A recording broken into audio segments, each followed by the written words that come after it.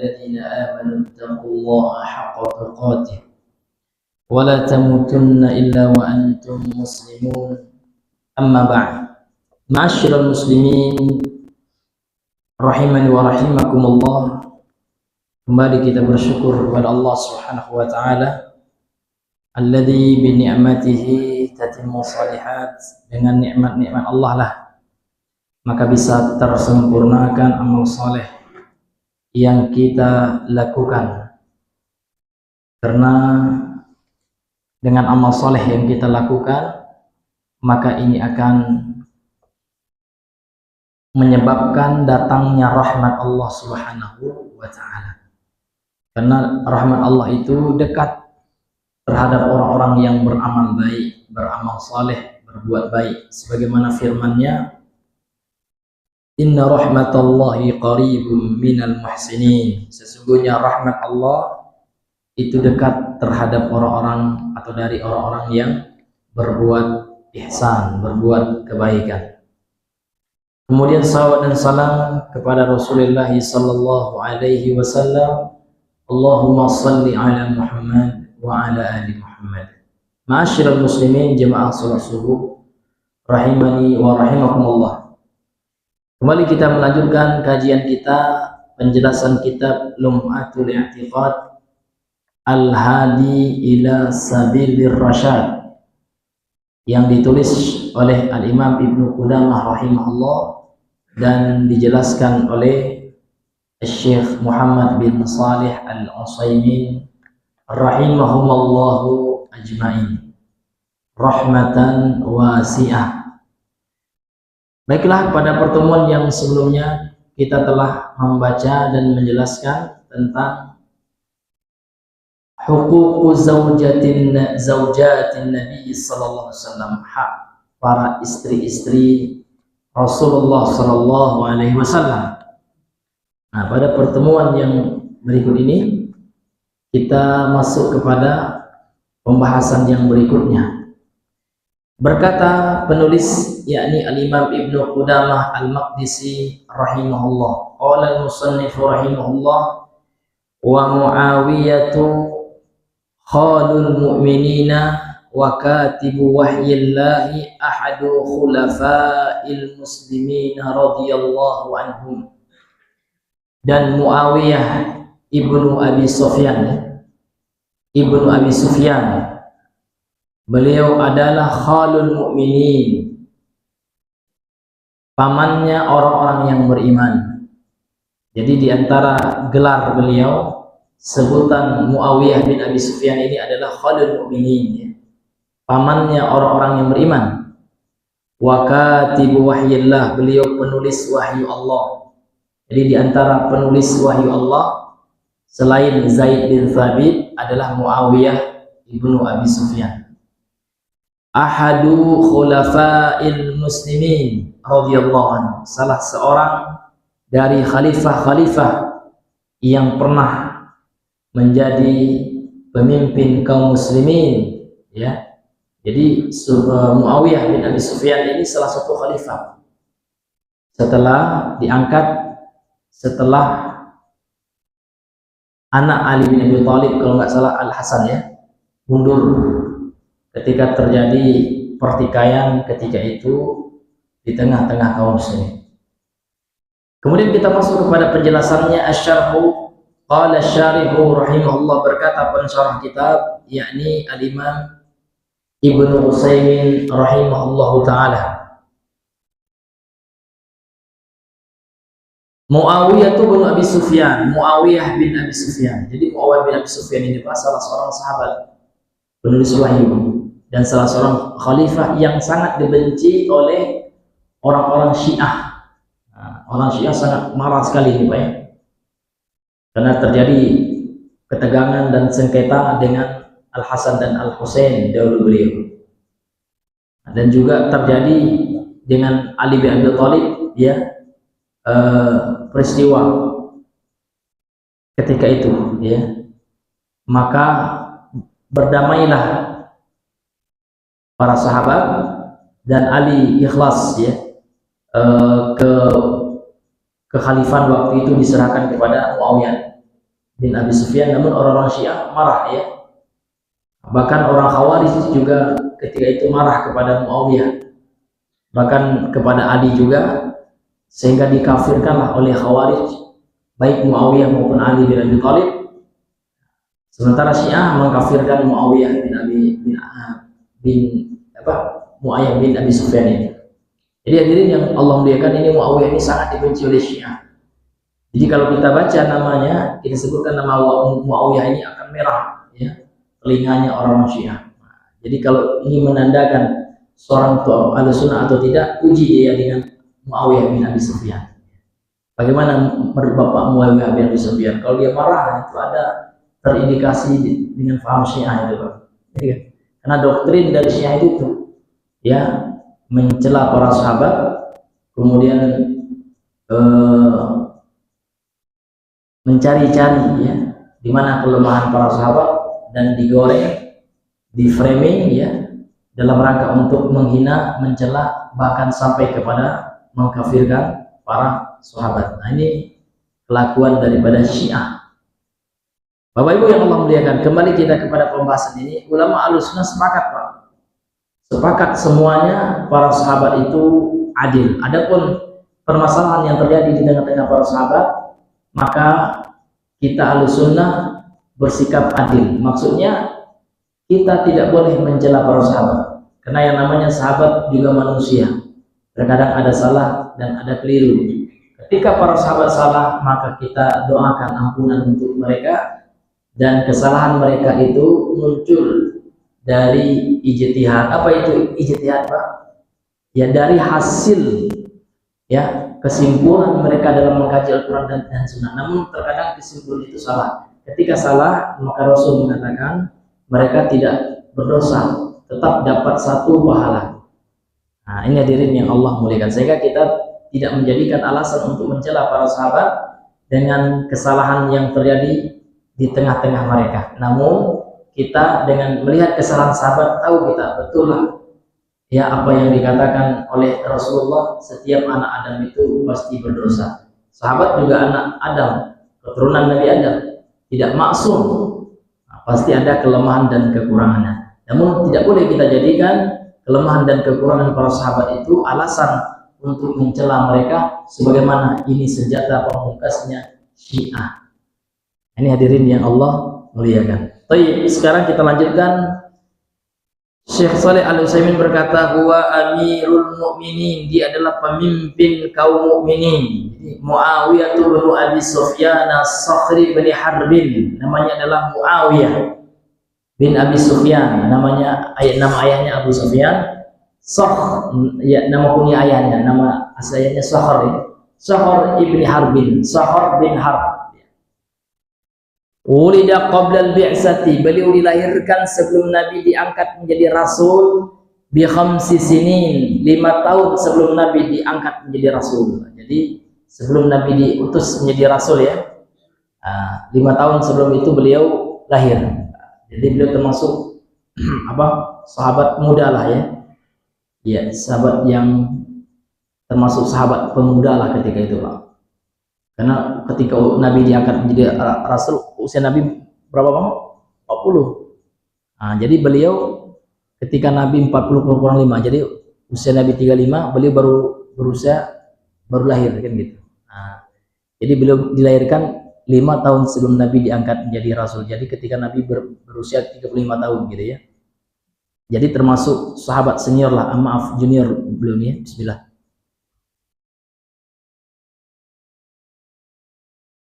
Dan beliau pun masuk Islam, Pak, setelah Nabi menaklukkan kota Mekah. Ya, setelah Nabi kuat di Madinah, kembali ke Mekah gitu kan.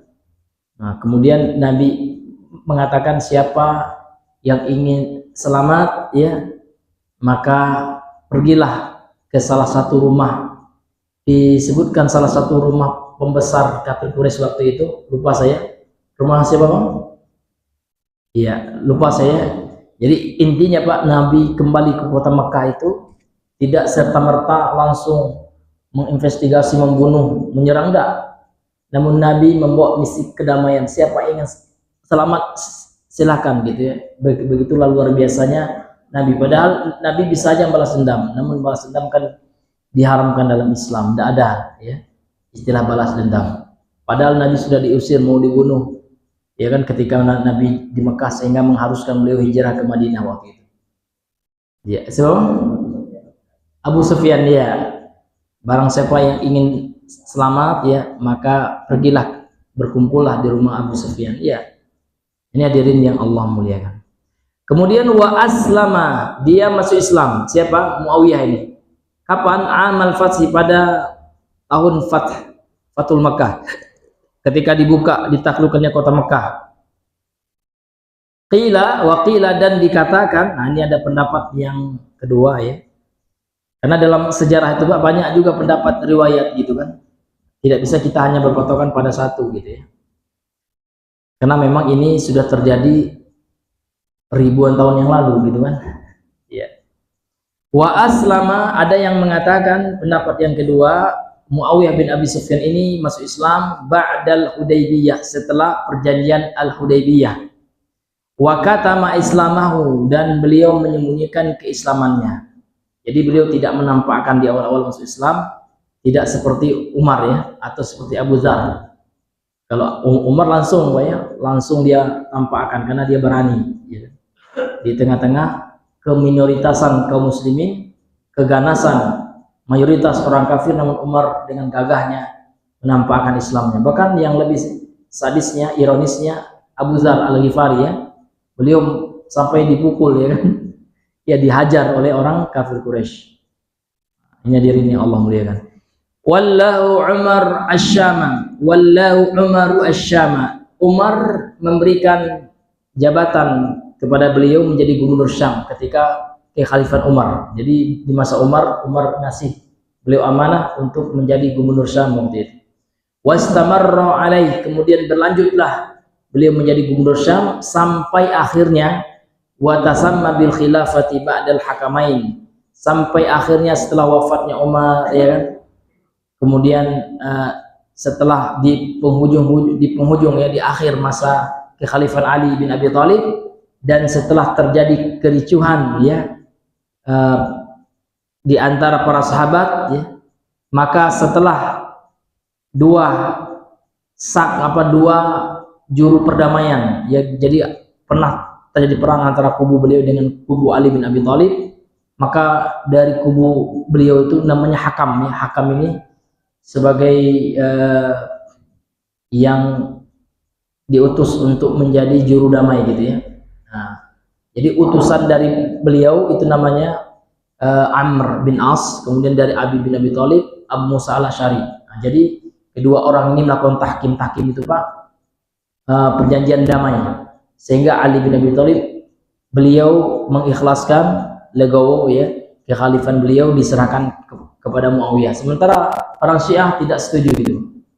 Nah, dan di baiatlah beliau menjadi khalifah setelah Ali bin Abi Thalib gitu. Dan setelah mundur anaknya Ali bin Abi Thalib, Al-Hasan bin Ali bin Abi Thalib. Nah, kemudian beliau mengatakan wa tasamma bil khilafati ba'dal hakamaini ama 70 wa 30 Hijriyah. Beliau ditunjuk yang menjadi khalifah setelah damai antara dua hakam ya, dua juru damai pada tahun 37 Hijriah. Wajtama'an nasu alaih, kemudian manusia berkumpul untuk berbaiat ya, untuk menunjuk beliau menjadi khalifah. Ba'da tanazulil Hasan ibni Ali, setelah mundurnya dari kekhalifahan cucunya Rasulullah, anaknya Ali bin Abi Thalib radhiyallahu anhu, yaitu Al-Hasan bin Ali. Sanata wahidin wa arba'in Hijriah, pada tahun 41 Hijriah. Karena yaktubu lin Nabi sallallahu, dahulu ya beliau menulis untuk Nabi ya, sebagai juri tulis Nabi sallallahu alaihi wasallam, menulis wahyu. Min jumlati kuttabil wahyi, ya di antara jajaran penulis wahyu Nabi sallallahu alaihi wasallam. Jadi di antara istimewaan daripada Muawiyah bin Abi Thalib ini Pak, beliau pernah ditunjuk oleh Nabi untuk sebagai sekretaris Nabi ya, setelah dengan Zaid bin Abi Sabit waktu itu, Zaid bin Sabit ya. Kemudian hadirin yang Allah muliakan, tufiya fi Rajabin sanata 60 Hijriyah, Beliau wafat di bulan Rajab ya pada tahun 60 Hijriah. An samanin wa sab'ina sanatan, yang mana umur beliau waktu itu ya 78 tahun. Nah, jadi beliau wafat di bulan Rajab pada tahun 60 Hijriah ketika berusia 78 tahun. Wa inna ma dzakara muallifu wa athna alaihi li raddi 'ala ar-rawafidhi alladziina yasubbunahu wa yaqdahuna fi. Hanya saja ya, penulis kitab ini kata Syekh Ibnu Utsaimin ya, yakni Imam Ibnu Qudamah memuji beliau. Jadi kenapa Imam Ibnu Qudamah menampakkan Pak ya dalam kitab ini pujian atas beliau ini, atas Muawiyah ini Pak? Li raddi 'ala ar-rawafid, sebagai bentuk bantahan kepada Syiah Rafidhah. Kenapa? Karena Syiah Rafidhah ini alladzina yasubuna ya, karena Syiah Rafidhah ini yasubunahu, mencela, mencaci Muawiyah, wa yaqdahuna fihi, kemudian menyebutkan kejelekan ya, kemudian menjatuhkan harga diri dan martabatnya Muawiyah bin Abi Sufyan ini. Jadi ini perangainya seperti yang telah kita jelaskan tadi, ini perangainya orang Syiah Rafidhah ya, mencela para sahabat. Maka sengaja dituliskan pujian oleh Ibnu Qudamah sebagai bantahan kepada Syiah. Karena Ahlussunnah Pak wajib menyelisih Syiah. Karena Syiah ini luar biasa Pak, mengkafirkan sahabat, bahkan mengkafirkan kita. Jangankan sahabat Pak, jangankan kita ya, maaf ya, sahabat dikafirkan. Kita ini udah masuk neraka kata Syiah ya, wajib dibunuh kita ini. Iya. Tapi fokusan nggak ada Syiah membunuh kita. Nah, Syiah itu sistemnya kalau dia masih lemah, belum kuat, belum dapat pemerintahan, maka dia akan melakukan taqiyah. Taqiyah itu pura-pura Pak. Dia pura-pura baik kepada orang Islam gitu kan. Nah, itu taqiyah. Tapi kalau mereka sudah berkuasa seperti di Iran ya, itu banyak yang dibunuh Ahlussunnah itu. Bahkan masjid Ahlussunnah dihancurkan. Ya. Nah, ini hadirin yang dimuliakan oleh Allah. Karena darah kita ini halal bagi Syiah. Iya. Di antara ibadah yang terbesar bagi Syiah adalah menumpahkan darah Ahlussunnah. Ya ini berdasarkan kitabnya Pak ya, bukan kata kita ini. Ya, menurut keyakinan mereka dalam referensi-referensi kitab induk Syiah. Ini hadirin yang dimuliakan. Karena kita ini kata mereka nasibi atau nawasib.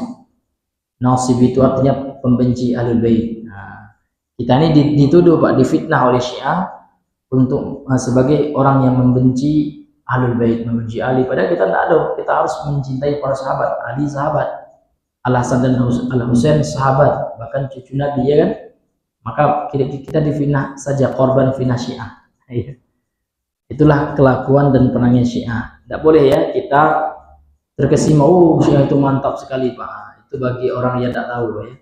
Kalau orang yang berilmu tentang Syiah, maka mereka akan tahu bagaimana keyakinan bahayanya Syiah. Jadi Syiah itu Pak, di antara akidahnya itu ada namanya al-imamah. Jadi Syiah itu Pak lebih bahaya daripada teroris, daripada ISIS. Bahaya Syiah. Kenapa? Karena dalam konsep akidah Syiah itu ada imamah. Imamah itu artinya kepemimpinan. Kepemimpinan di suatu negeri itu harus di bawah imam-imamnya Syiah. Iya. Maka Syiah Pak sebenarnya tidak meyakini pemerintah kita ini kalau bukan aliran Syiah. Nah, maka bahaya Syiah itu memang. Dalam konsep negara Syiah itu berbahaya. Ideologi Syiah ini bahaya sekali. Ya, karena dia ada akidah imamah. Imamah kalau beda dengan kita Ahlussunnah. Akidah kita Ahlussunnah wajib taat kepada pemerintah. Presiden itu pemerintah yang sah dalam keyakinan kita. Ya, jadi keyakinan kita tidak berbahaya. Jadi kalau seandainya Densus ya ingin dialog, kita siap gitu ya, karena keyakinan Ahlussunnah mendukung ya negara. Iya, Ahlussunnah ya. Bahkan kita tidak boleh memberontak. Jangan kan memberontak Pak. Demo aja dalam akidah Ahlussunnah haram gitu ya. Mencaci presiden haram. Itu bukannya menjilat, enggak. Karena itulah akidah Ahlussunnah, enggak boleh mencaci pemerintah kan gitu. Nah, Syiah itu bahaya Pak, karena dalam akidahnya kalau kita pelajari ada namanya akidah imamah. Imamah itu artinya kepemimpinan. Kata mereka wajib yang menjadi pemimpin itu adalah dari Syiah. Sehingga Pak, ketika revolusi Iran itu, akhirnya itu semangat Syiah itu. Nah, sebelumnya kan Iran itu dipimpin oleh pemerintah yang bukan Syiah. Kemudian Khomeini dan teman-temannya yang Syiah itu kan, nah, buatlah suatu kekuatan militer ya kan. Kalau di Lebanon itu Hizbullah itu udah meninggal, itu juga Syiah itu. Kalau di Yaman namanya Houthi, Syiah Houthi itu militan. Dia sekarang yang menguasai Yaman sebelah apa utara. Kan Yaman bagi dua sekarang, ya ada utara ada selatan. Yang Son'a ibu kota yang sekarang, yang dulu ya kan, itu sudah dikuasai milisia pada Syiah Houthi. Memang dalam keyakinan Syiah itu Pak, mereka harus merebut kekuasaan.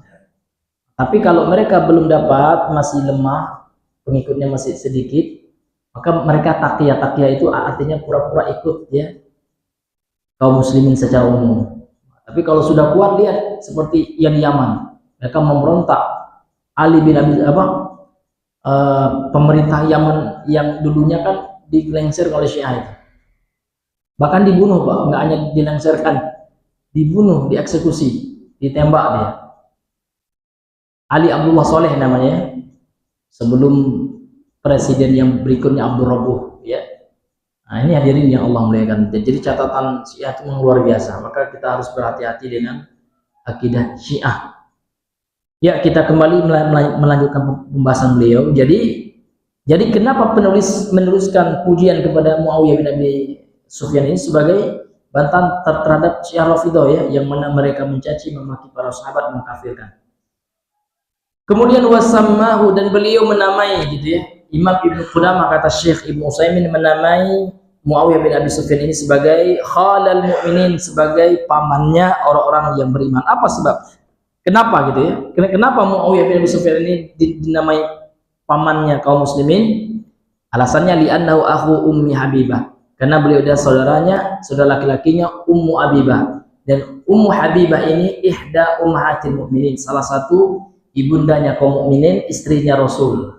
Karena beliau ini adalah saudaranya, istrinya Rasul, maka beliau digelari oleh sebagian ulama sebagai pamannya kaum mukminin.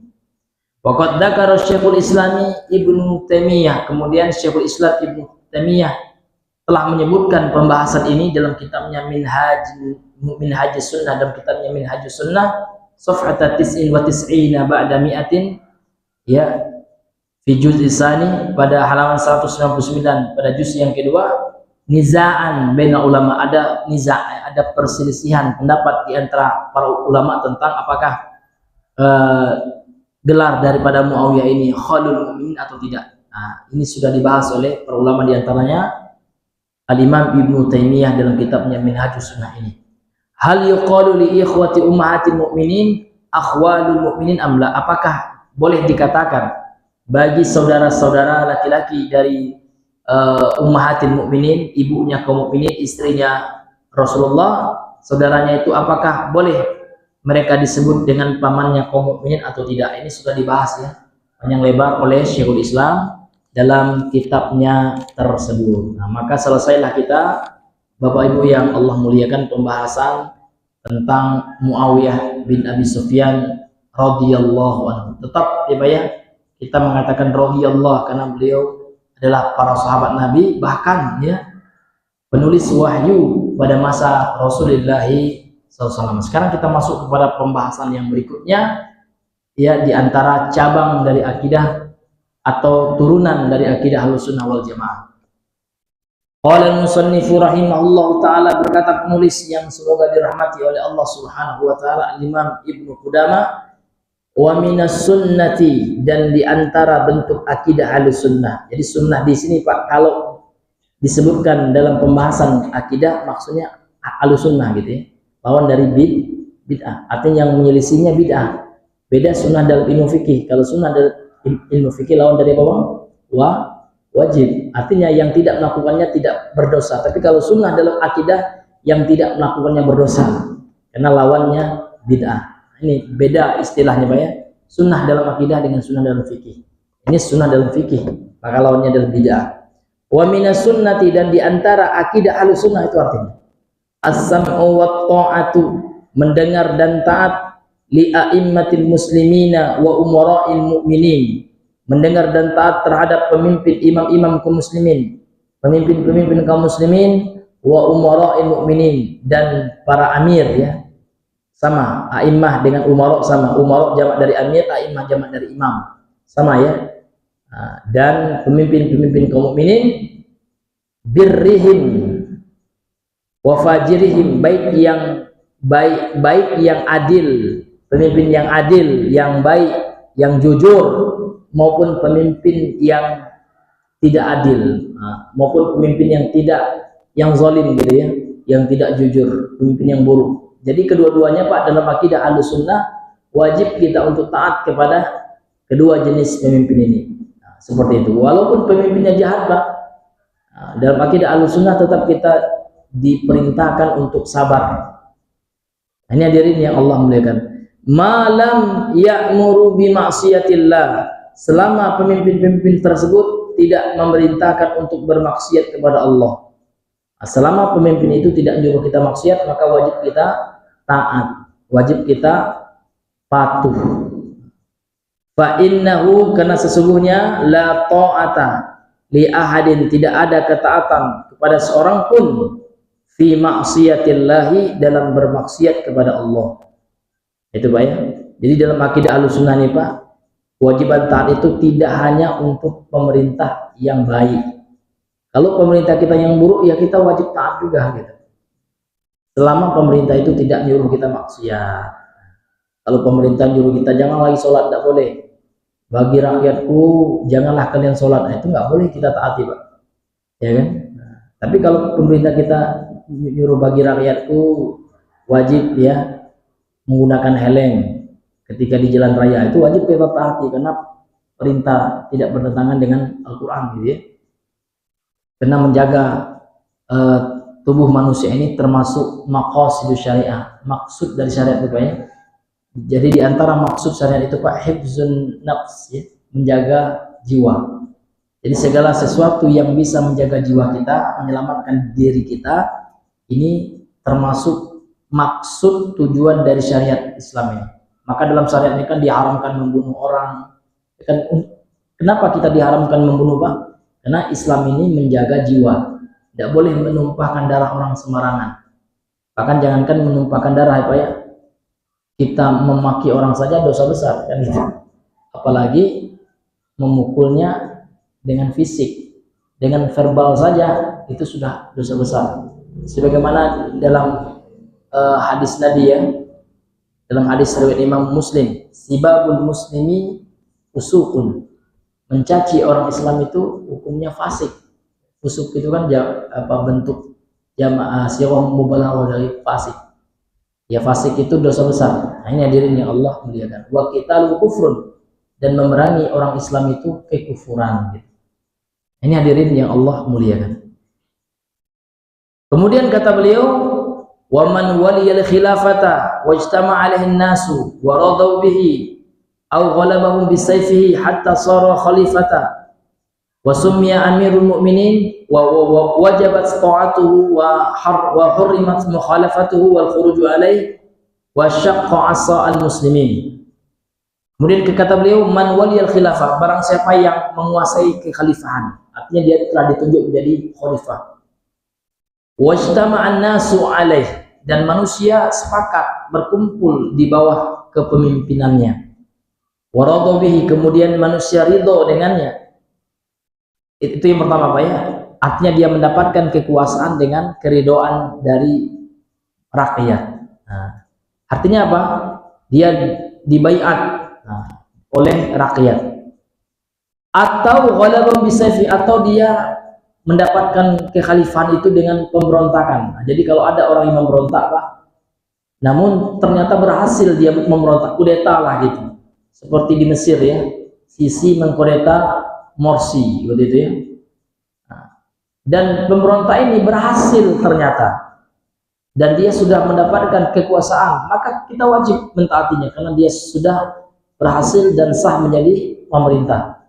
Nah, jadi walaupun ya pemberontakan itu Pak dengan cara yang tidak syar'i, namun ketika dia telah mendapatkan kekuasaan walaupun tidak syar'i, memberontak kan tidak boleh Pak ya.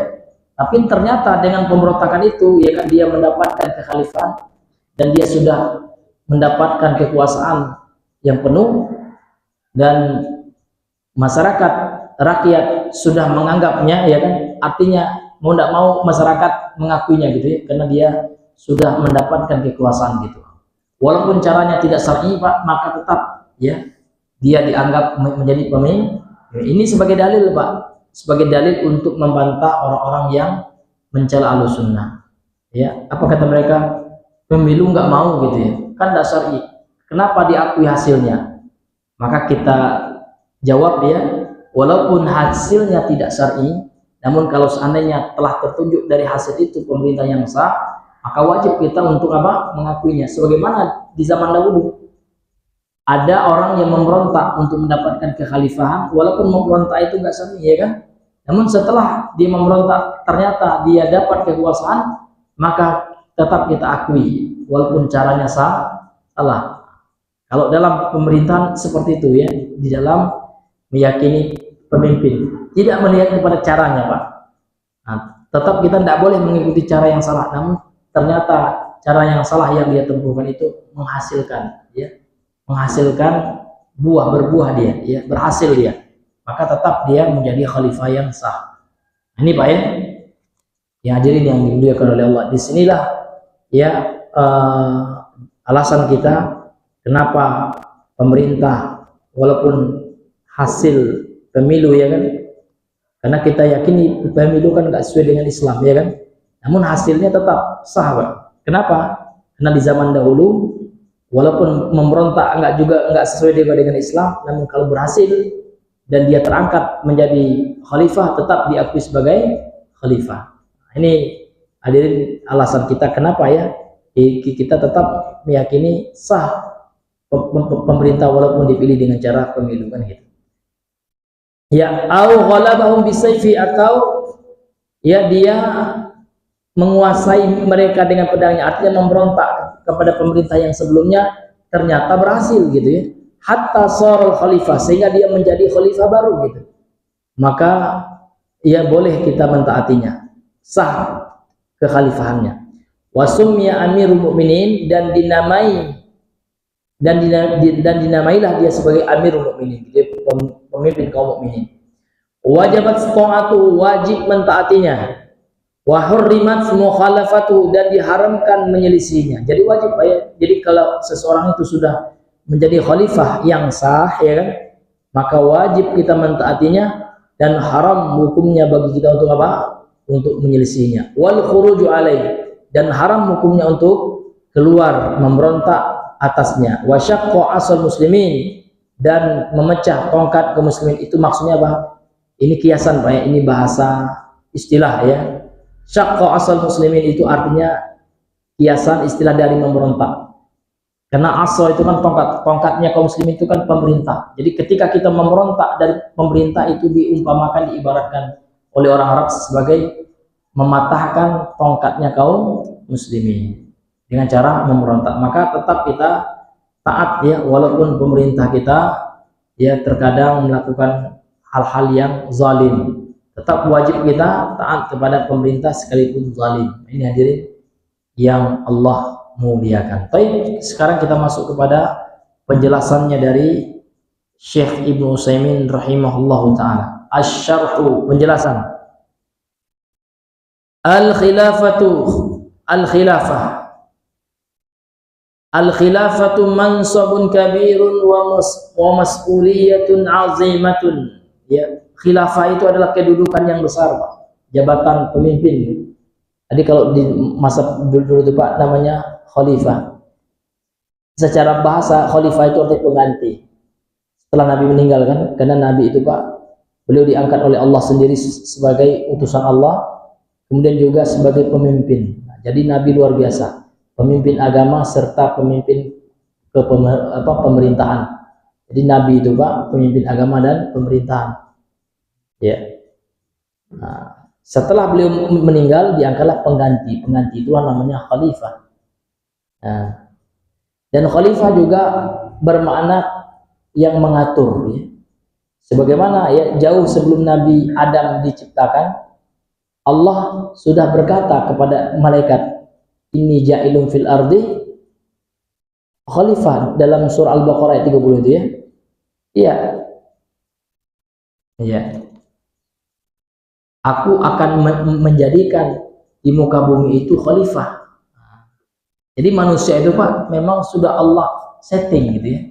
Sudah Allah tetapkan manusia itu akan menjadi pemimpin untuk kehidupan dunia ini. Itu sebelum Nabi Adam itu ya, sebelum Nabi Adam. Boro-boro Nabi Muhammad ya kan, belum lahir Nabi Muhammad ya. Sebelum Nabi Adam Allah telah mengatakan Allah akan menjadikan khalifah. Wa idz qala rabbuka lil malaikah inni ja'ilun fil ardi khalifah. Dan ingatlah ketika Tuhanmu berkata kepada para malaikat, ini sebelum Nabi Adam diciptakan ya, inni ja'ilun fil ardi khalifah, sesungguhnya aku akan menjadikan di planet bumi ya kan, itu seorang pemimpin gitu ya, yakni Nabi Adam. Jadi Nabi Adam itu Pak sudah dipersiapkan oleh Allah sebagai pemimpin gitu ya. Namun melihat pemimpin-pemimpin dunia yang sebelumnya banyak yang berperang gitu ya, banyak yang menumpahkan darah, maka bertanyalah malaikat. Ingat Pak ya, yang Allah sampaikan ini adalah pertanyaan malaikat, bukan demon. Karena ada orang yang suka demon bilang, malaikat aja demon sama Allah. Manalah berani malaikat demon. Malaikat itu makhluk yang sangat taat kepada Allah. Ya kan, la ya'sunallaha ma amaruhum wa yaf'aluna ma yu'marun. Malaikat itu sifatnya tidak pernah tidak pernah durhaka sama Allah. Itu malaikat. Karena malaikat tidak Allah ciptakan nafsu, pada diri mereka semuanya takwa, taat aja kan. Nah, kalau manusia beda. Manusia Allah ciptakan ada potensi untuk berbuat maksiat gitu ya. Falamaha fujuraha wa taqwaha. Allah ilhamkan pada diri manusia itu fujuraha, sifat fujur, wa taqwaha, dan sifat takwa. Nah, jadi manusia memilih dorongan hatinya, apakah dia akan memperturutkan hawa nafsu sehingga melakukan maksiat atau menurunkan dorongan kebaikan. Makanya manusia itu Pak, ada malaikat yang membisikkan kebaikan, ada setan yang menyuruh kepada keburukan. Tapi kalau malaikat enggak, ya kan, malaikat itu baik saja. Ini bantahan kepada mereka yang mengatakan, nah, malaikat aja demon. Lihatlah ya, ketika Allah berkata kepada malaikat, sesungguhnya aku akan menjadikan khalifah di permukaan bumi, demon malaikat. Qalu ataj'alu fiha ma yufsidu fiha wa yasfiku dima? Apakah engkau akan menjadikan di dunia itu seseorang yang akan yufsidu ya, melakukan kerusakan di dalamnya dan menumpahkan darah gitu ya. Ini bukan demon ini Pak ya, namun mereka nanya karena mereka tidak tahu ilmunya. Bertanya sama Allah gitu kan. Dibilangnya demon, nauzubillah, di mana letak demon? Ya kan? Masa Allah di demon gitu ya? Nauzubillah. Ya. Tinggal bilang kun aja hancur alam semesta ini kan, tak di demon oleh Allah, nauzubillah ya kan.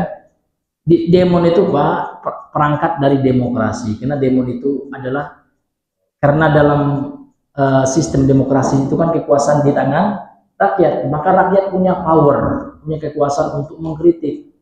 Itu dalam konsep demokrasi ya. Jadi demon itu konsep demokrasi, bukan konsep Islam gitu ya, karena dalam Islam itu Pak kekuasaan menurut Allah di tangan Allah, bukan di tangan rakyat. Rakyat sami'na wa ata'na aja dengan apa yang disampaikan oleh Allah Subhanahu wa taala ya. Jadi ini kan saya pernah dengar Pak ya, orang-orang yang suka demon Pak, dalilnya ayat ini ya, bahasanya malaikat pernah demon katanya. Padahal ya tidak ada ahli tafsir yang mentafsirkan seperti itu. Padahal ini adalah murni pertanyaan malaikat, karena malaikat tidak tahu apa hikmahnya Allah ya menciptakan manusia, sementara Allah juga telah menciptakan dahulu penguasa dunia, namun mereka berbuat kerusakan gitu. Ternyata Allah mengatakan apa? Aku lebih mengetahui ya kan daripada kalian ya. Aku mengetahui apa yang kalian tidak ketahui oleh mereka. Ada hikmahnya yang tidak Allah sebutkan langsung dalam ayat ini kan ini ya. Baik, ya kita lanjutkan hadirin yang dimuliakan oleh Allah Subhanahu wa taala. Jadi intinya Pak, khalifah itu adalah kedudukan yang besar, wa mas'uliyatun azimah, dan tanggung jawab yang agung. Jadi tanggung jawabnya besar Pak, khalifah, karena khalifah itu pemimpin. Dan tidak hanya khalifah, setiap kita akan ada mas'uliyah ya, akan ada pertanggungjawaban ya terhadap apa yang kita pimpin ya. Bahkan setiap manusia itu pemimpin. Kullukum ra'in, kata Rasul. Setiap kalian pemimpin. Wa kullukum mas'ulun an ra'iyatihi, dan setiap pemimpin itu akan dimintai pertanggungjawaban terhadap apa yang dia pimpin. Termasuk kita memimpin tubuh kita. Apakah tubuh kita gunakan untuk yang haram ya kan? Nah, maka kita akan dimintai pertanggungjawaban juga terhadap kepemimpinan kita. Semua kita akan dimintai pertanggungjawaban oleh Allah. Ya, pemimpin di keluarga, pemimpin di kantor ya Pak ya, pemimpin di komunitas ya kan, semuanya akan dimintai pertanggungjawaban ya. Jadi kata beliau, wahya tawalli tadbir umuril muslimin. Khalifah itu adalah ya kekuasaan yang diberikan gitu ya, untuk mengurus urusan kaum muslimin, bihaitsu yakunu huwal mas'ulul awwal. Ketika dia menjadi ya al-mas'ul, mas'ul itu Pak ya pemimpin lah gitu ya. Orang yang ditanya, itu maksudnya pemimpin pertama dalam hal itu. Wahya fardu kifayatin, dan khilafah itu menunjuk khilafah itu hukumnya fardu kifayah kata Syekh Ibnu Utsaimin. Lianna umuran nas, karena urusan manusia la taqumu illa biha, tidak akan berjalan kecuali dengan adanya pemimpin atau khilafah. Jadi dalam istilah syariat pemimpin itu Pak khilafah gitu. Wa tahsul khilafatu bi wahidin min umuri salasatin, dan khalifah itu bisa dipilih gitu ya, atau bisa dihasilkan gitu, atau bisa dirumuskan dengan salah satu dari 3 perkara ini. Jadi ini Pak cara pemilihan pemimpin dalam Islam. Jadi ini terkait dengan ilmu siasah ini Pak ya, politik ya. Jadi dalam Islam itu sudah ada Pak cara kita milih pemimpin dalam sistem Islam. Nah, walaupun di negara kita kan belum diterapkan ya, karena negara kita masih mengikuti sistem demokrasi kan itu. Kalau dalam sistem Islam caranya ada 3. Al-awwal, yang pertama, nassu alaihi minal khalifati sabiqi kama fi khilafati Umar bin Khattab. Penunjukan atas khalifah yang berikutnya dari khalifah yang pertama. Jadi saya ini khalifah Pak ya. Jadi sebelum saya meninggal nih Pak ya, sebelum saya pensiun, nah saya boleh punya hak untuk menunjuk siapa yang menjadi pengganti saya. Itu sah dalam Islam. Seperti ini diterapkan di Arab Saudi. Jadi Arab Saudi kan Raja Salman kan ditunjuk oleh raja yang sebelumnya. Jadi Raja Salman ya telah menunjuk yang akan menjadi pengganti, sudah ditulis oleh beliau ya, adalah Muhammad bin Salman. Ya, itu namanya waliul ahad, namanya waliul ahad. Jadi yang ditunjuk itu calon pengganti khalifah yang sebelumnya namanya waliul ahad. Maka di Saudi ini diterapkan hukum ini, politik yang seperti ini ya kan. Nah, dan ini telah dipraktekkan oleh Umar bin Khattab pada pemerintahan Umar bin Khattab. Jadi Umar bin Khattab itu ditunjuk oleh Abu Bakar. Kama fi khilafati Umar bin Khattab, sebagaimana ini terjadi pada khalifahnya Umar bin Khattab, fa innaha binassin min Abi Bakar, karena ditunjukkan Umar menjadi khalifah karena nas ya. Nas itu Pak ketetapan ya, karena ketetapan dari Abu Bakar radhiyallahu anhu. Jadi karena ditunjuk oleh Abu Bakar, jadilah Umar khalifah. Ini salah satunya penunjukan dari khalifah yang sebelumnya. Cara memilih khalifah dalam Islam. Cara yang kedua, ijtima'u ahlil hilli wal aqdi sawa'un kanu muayyinina minal khalifati sabiq kama fi khilafati Utsman radhiyallahu anhu, fa innaha bijtima'in min ahlil hilli wal aqdi al muayyinina min qibali Umar bin Khattab radhiyallahu anhu ghairu muayyinina kama fi khilafati Abu Bakrin radhiyallahu anhu ala ahadil aqwal kama fi khilafati Ali radhiyallahu anhu. Kemudian yang kedua Pak, karena hasil musyawarah, karena ijtima itu berkumpul ya, bermusyawarah lah. Ahlul hilli wal aqdi, ahlul hilli wal aqdi ini Pak adalah orang yang ahli agama dan ahli strategi kepemimpinan. Dia punya ilmu politik, punya ilmu memimpin, punya ilmu leadership. Nah, jadi orang yang berkompeten ini Pak bermusyawarah rapat, ya kan? Nah, baik yang ditunjuk orang yang rapat ini, ahlul hilli wal aqdi ini, baik anggotanya itu ditunjuk langsung oleh khalifah yang sebelumnya sebagaimana pada kekhalifan Utsman. Jadi Utsman itu diangkat, Utsman bin Affan itu diangkat hasil musyawarah dari beberapa orang yang kompeten di bidangnya, yang ditunjuk oleh khalifah yang sebelumnya oleh siapa? Umar bin Khattab. Baik yang ditunjuk oleh khalifah yang sebelumnya seperti ditunjuknya Utsman, dipilihnya Utsman bin Affan, ya kan? Fa inna bijtima'in min ahli al-hill wal aqli al-muayyanin min qibali Umar. Ditunjuknya Utsman itu hasil musyawarah dari ahli al-hill wal aqli, yang mana anggotanya itu ditunjuk dari Umar bin Khattab yang merupakan, ya kan, khalifah yang sebelumnya, atau anggota musyawarah ini bukan yang ditunjuk oleh khalifah yang sebelumnya seperti khalifahnya Abu Bakar. Jadi seperti kekhalifahan Abu Bakar. Jadi ketika Abu Bakar dipimpin itu, anggota yang rapat itu bukan yang ditunjuk oleh Nabi. Itu boleh juga, gitu kan? Hasil musyawarah, gitu ya. Hasil musyawarah dari siapa? Dari orang yang kompeten di bidangnya. Nah, ini menurut ala ahadil aqwal, menurut salah satu dari pendapat para ulama, wa kama fi khilafati Ali, dan sebagaimana ini juga terjadi pada kekhalifan Ali bin Abi Thalib. Itu cara yang kedua. Jadi cara yang kedua ini bagaimana, Bang? Hasil musyawarah. Baik anggota musyawarah itu ditunjuk oleh khalifah yang sebelumnya atau tidak, gitu kan? Namun mereka kompeten. Maka ini ya sesuai sebenarnya dengan di Indonesia dahulu, Pak, ya. Sebelum pemilih langsung, nyoblos langsung, kan dulu kan dipilih oleh DPR, ya, oleh orang-orang yang berkompeten di bidangnya. Dan ini yang lebih bagus, Pak, menghemat dana juga. Karena pemilu ini besar kali dananya, kan, gitu. Tapi kalau kita musyawarahkan aja oleh orang yang hebat di bidang agama, ya kan, kemudian orang yang hebat di bidang ilmu ketatanegaraan, mereka yang musyawarah menunjuk siapa pemimpin yang layak.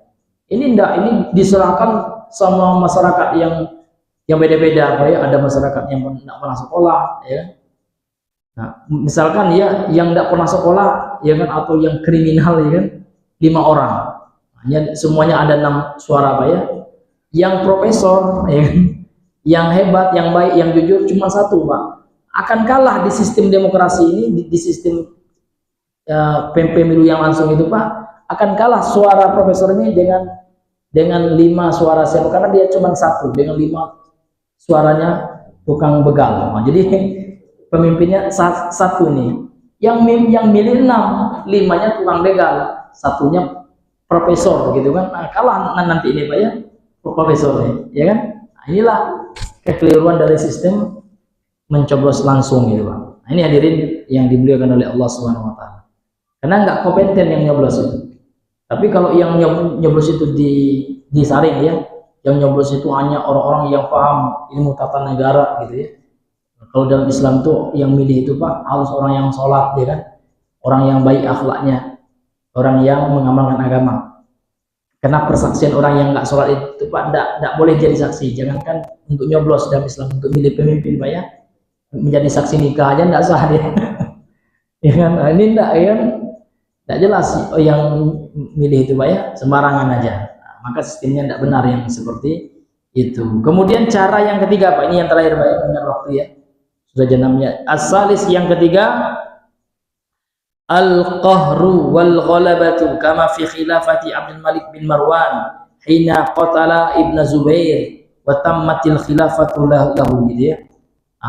Al-qahru itu, dan yang ketiga ini, Pak, ini tidak syar'i. Yang ketiga ini tidak syar'i, namun kalau terjadi sah, gitu, memaksa atau memberontak, ya kan, sebagaimana pada kekhalifahan Abdul Malik bin Marwan hina qatala, ketika dia mengeksekusi Ibnu Zubair, ya kan, ya, dan sempurna kekhalifahan untuknya.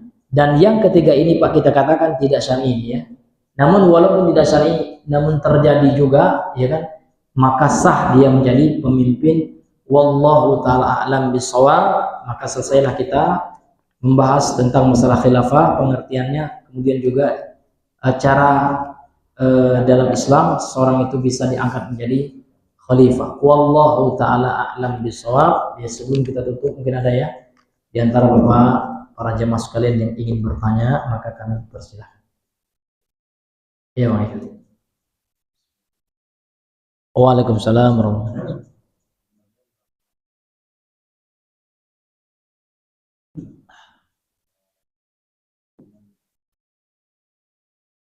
Oh, batas waktunya, Bang? Ya.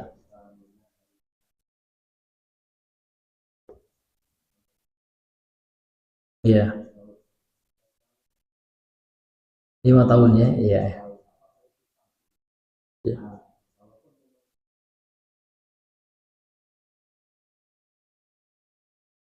Iya.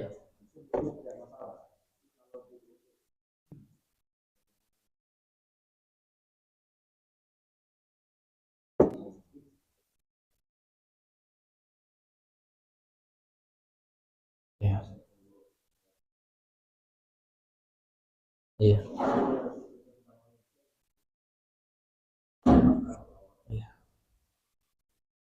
Iya. Iya, betul ya. Jadi kita walaupun dari skala yang kecil, maka kita harus juga menerapkan sistem Islam ya, Bang ya. Walaupun itu DKM. Yang pertama, DKM itu di antara kekeliruan di luar sana ya kan, mereka menunjuk ketua DKM itu dengan suara terbanyak. Ini sudah menyelisih Islam. Tidak ada dalam Islam itu konsep kebenaran itu berdasarkan suara terbanyak. Ya kan? Nah, ayo siapa yang satu ya kan, kamu pilih siapa, saya pilih Tuhan. Tidak ada yang seperti itu. Ya, jadi dalam Islam itu ketua suatu komunitas atau ketua suatu masjid itu ditunjuk oleh orang yang kompeten di bidangnya, ya kan? Nah, jadi musyawarah lah orang-orang yang kompeten itu, ya kan? Imam masjid, jemaah yang punya ilmu tentang bagaimana mengurus masjid. Jadi jemaah itu tahu, yang punya ilmu manajemen masjid itu tahu, nah, si fulan itu layak itu, ya kan? Nah, ditunjuk dia, gitu kan? Nah, itu caranya, Pak ya. Kemudian yang kedua, dalam Islam itu tidak ada pembatasan ya, usia berapa lamanya, tidak ada, ya kan? Namun melihat kepada kemaslahatannya. Kalau maslahatnya dia itu mampunya usianya usia sekian gitu kan, karena kalau seandainya sudah tua dia nggak mampu lagi untuk memimpin, boleh dia untuk apa? Untuk menunjuk ya siapa yang akan menggantikannya, atau boleh ditunjuk pemimpin baru dengan musyawarah kan gitu. Nah, dengan musyawarah lagi. Jadi memang dalam Islam itu tidak ada ya membatasi berapa lama dia menjadi pemimpin, itu tidak ada. Ini tergantung dengan kemaslahatan saja. Nggak ada yang harus 4 tahun, 2 tahun gitu ya. Kalau itu kan dia biasanya kontrak kerja ya. Misalkan kita kerja di PT kan, dikontrak lah kita berapa setahun gitu kan. Kalau pemimpin itu kan dia nggak dikontrak gitu kan. Nah, Allah alam bisawab gitu ya. Jadi memang kalau dalam sistem Islam ya nggak ada waktu tertentu, itu nggak dibatasi dia. Selagi dia mampu saja. Tapi kalau dia memang tidak mampu, maka dia mengundurkan diri kan, seperti itu. Ya, seperti Ali bin Abi Thalib ya kan, ketika sudah terjadi kericuan gitu, beliau mundur ya. Seperti anaknya juga Al Hasan. Ya kan, kemudian diserahkanlah kekhalifahan kepada siapa? Muawiyah waktu itu. Seperti itu.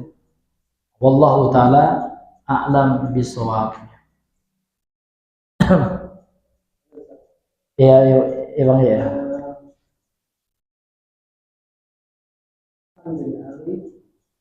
Ya. Pernah ya, betul ya. Hmm. Iya, kalau ketika itu sudah dewasa ya. Oh, kalau itu walau alam ya. Saya belum mengkaji silsilahnya. Karena silsilah itu ada ilmu tersendiri ya, ilmu nasab namanya. Ya, ilmu nasab itu memang kita harus meneliti betul-betul dengan buku-buku nasab. Namun saya belum mengkaji ilmu nasab itu. Karena nanti ini kaitannya dengan orang ngaku-ngaku ya. Iya, saya pasti. Iya. Iya. Iya. Ya wallah alam bisawab Bang ya. Iya. Iya. Kalau untuk itu Bang, kita baca aja ntar ya buku-buku tentang biografi ya, seperti Syiar Alam Nubala ya kan. Itu terkait dengan sejarah juga itu. Nah, ya Allah alam bisa. Karena memang nasab ini Bang butuh orang yang kuat hafalannya. Karena dia akan menghafal nama-nama ya kan. Kita nama Nabi aja sampai Nabi Adam belum hafal ya. Kalau orang ahli nasab luar biasa Bang. Ya. Hafal dia tuh nama Muhammad bin Abdullah bin Abdul Muttalib gitu ya. Bin Hashim ya kan, bin Abdi Manaf, terus gitu ya sampai nanti kepada Nabi Adam, hafal dia. Gitu, gitu. Itu orang yang memang dia kecerdasannya luar biasa itu, yang menghafal-hafal nama nasab keturunan seseorang itu. Orang Arab banyak yang suka itu Pak ya. Abu Bakar itu termasuk ahli nasab itu, banyak hafal ya. Jadi silsilah keturunannya tuh hafal Pak, dari dia sampai Nabi Adam pun hafal gitu. Iya. Ya, wallahu alam memang ya, wallahu taala alam bisawab ya. Waalaikumsalam warahmatullahi wabarakatuh. Iya, ya. Iya. Karena saya baca itu memang yang di sini saya agak banyak ini ya, simbol mungkin ini jadikan juga Iya. Iya betul. contohnya juga pada saat dipesan. Kalau saya ingat baca sirahnya itu pada saat mau menyerahkan pemimpinan. Iya. Iya. Berpesan dia bahwasanya nanti setelah Muawiyah menghabiskan masa khalifahnya, tolong diserahkan ke umat. Tapi pada kenyataannya diserahkan kepada anaknya. Iya. Nah itu kan berarti satu tidak amanah mungkin, dan saya juga bingung masih melepaskan subhat yang mungkin yang bakal muncul nanti. Walaupun tadi nantinya bisa jadi penyesalan beliau. Iya. Tapi ya, itu kan yang saya ingin. Nah, bisa kayak gitu berarti kan tidak memenuhi konten yang juga ada di setiap. Iya. Kan dari cara kembalikan ke umat itu di forum kalinya direbut. Iya. Iya, jadi memang itu tidak syar'i betul ya. Namun seperti yang awal saya sampaikan, walaupun tidak syar'i, namun ketika dia sudah dibaiat ya, sudah mendapatkan kekuasaan, ya seperti pemerintah kita sekarang kan, pemilu kan nggak syar'i ya Bang ya. Akan tapi ketika pemilu itu sudah menghasilkan gitu ya, sudah menetapkan pemerintah, ya kita Ahlussunnah wajib demikian juga, walaupun sistem kerajaan gitu kan turun-temurun itu tidak syar'i, namun kalau itu sudah menghasilkan pemerintah, pemimpin baru, tetap kita harus meyakini itu sebagai pemimpin sebagaimana ditunjuknya Yazid oleh beliau ya kan, yang mana beliau waktu itu menggunakan sistem kerajaan, walaupun sebelumnya kan tidak ada sistemnya seperti itu. Nah, itu jadi dalam konsep Islam itu Pak, walaupun tidak syar'i ya kan, namun sistem yang tidak syar'i itu menghasilkan pemimpin setelahnya, maka wajib gitu Bang. Nah, kalau Syiah tidak mau dia itu ya kan, nah, dia akan mencari celah untuk mengecam bahkan mengkafirkan ya anak-anaknya Muawiyah dari Bani Abbasiyah ini kan. Ya, maaf, dari Bani Umayyah ini kan gitu ya. Ya. Ini hadirin yang Allah muliakan. Jadi tetap ya Bang ya, dan memberontak juga kan nggak syar'i juga Bang. Iya, tidak boleh juga. Tapi kalau seandainya karena dari pemberontakan itu terhasilkan ya kekuasaan, ya maka tetap pemimpin yang terbaiat itu kita wajib untuk mentaatinya. Nah, wallahu taala a'lam bishawab.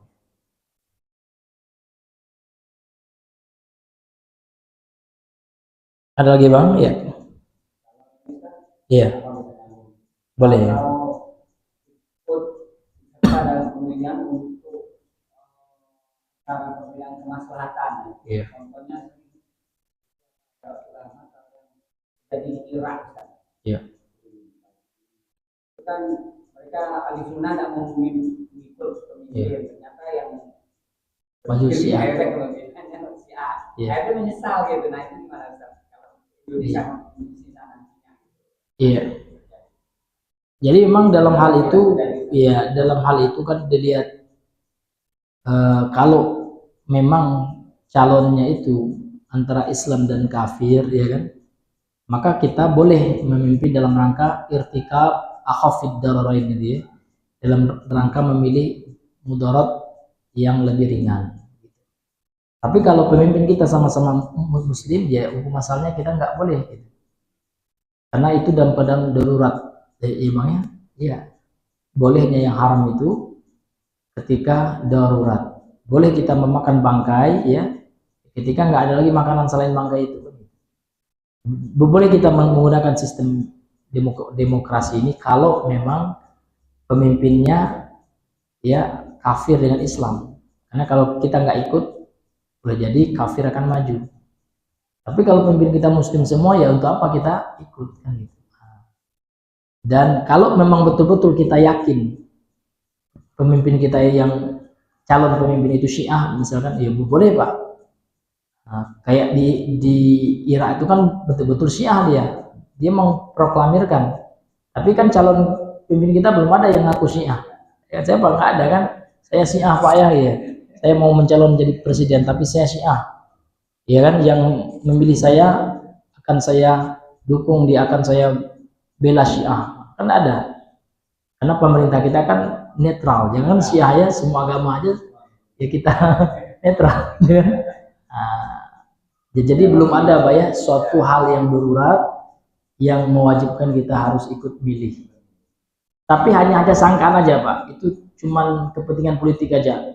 Oh Pak Prabowo itu kan itu gitu. Kata orang yang pro Anies.